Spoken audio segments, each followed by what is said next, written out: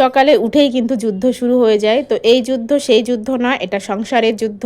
তো সংসার করতে এসে কিন্তু সব রকমই করতে হয়, ভালো মন্দ নিয়েই কিন্তু সংসার। তো প্রথমেই আমি রান্নাবান্নায় চলে এসেছি। তো আজকে সকাল থেকে ভিডিওটা শুরু করে দিলাম। আমি যেহেতু রান্নাবান্নার ভিডিও দিই, তো রান্না কিভাবে কি রান্না করি সেগুলোই তোমাদের সঙ্গে শেয়ার করি, এতে আমার অনেক ভালো লাগে। তো প্রথমেই থালা বাসন মেজে নিয়েছি, তারপরে ঘর বাড়ি ঝাড় দিয়ে নিয়েছি। এদিকে দেখো মালা গাঁথার জন্য ফুল চলে এসেছে, আমি জানলা দিয়েই দেখতে পাচ্ছি। তো এই যে আমি মেয়ের খাবার জন্য একটু ম্যাগি বানিয়ে দিলাম, যেহেতু ছেলেটা আমার বাড়িতে নেই, বেড়াতে গেছে, স্কুল ছুটি, তার জন্য। তো মেয়েটা একাই আছে, ওই জন্য ও একটু বায়না করছে, যেহেতু একসঙ্গে ভাই বোন থাকে, এখন আর ওর মোটেই ভালো লাগছে না।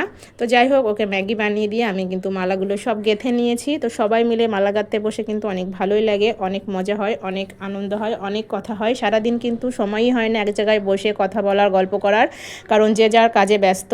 তো এই যে মালা গাঁথতে বসে সবাই এক জায়গায় বসা হয়, অনেক কথা হয়। তো এই যে মালা গেঁথে উঠে এসে সব গুছিয়ে নিয়েছি। আর এই যে আজকে স্কিন সমেত মানে গোটা মুরগি এনেছিল, সেটাই কেটে বেছে পরিষ্কার করে নিয়েছি। তো নেওয়ার পরে আমি রান্না বসিয়ে দিয়েছি, যেহেতু কাটতে বাঁচতে কিন্তু বেশ অনেকটাই দেরি হয়ে গেছে। তো তাড়াতাড়ি করে রান্না করব, তার জন্যই আমি আলুটা ভেজে নিলাম না, আজকে একসঙ্গেই বসিয়ে দিলাম।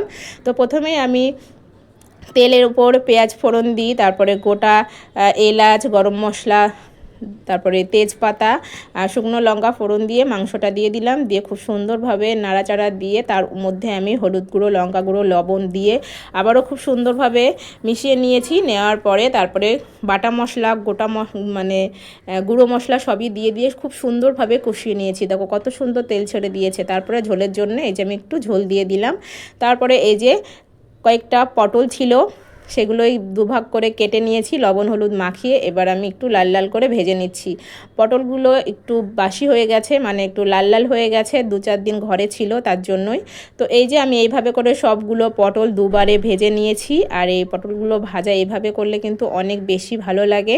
তো যাই হোক, এই যে আমার একটু উচ্ছে আলু চচ্চড়ি ছিল, এই তরকারিটা আগের দিনের। তো এটা গরম করে নিয়েছি, নিয়ে প্লেটে বেড়ে নিলাম। এটাই আজকে দুপুরে খেয়ে নেব, যেহেতু কোনো কিছুই নষ্ট করা একেবারে আমার পছন্দ না, ভাত হোক তরকারি হোক। তো আমি সবসময় একটু অল্প করেই রান্না করি, যেহেতু একদিনের তা 2 দিন না খেতে হয়, আর বাসি হয়ে গেলে কেউই খেতে চায় না, আমারই খেতে হয়।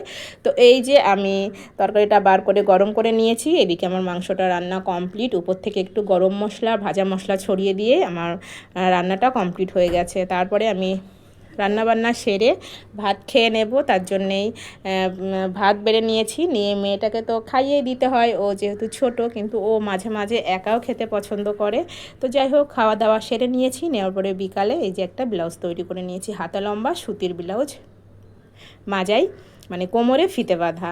তো এই ব্লাউজটা নতুন রকম ডিজাইন করলাম, মানে কোমরে ফিতে বাঁধা। আজকের ভিডিওটা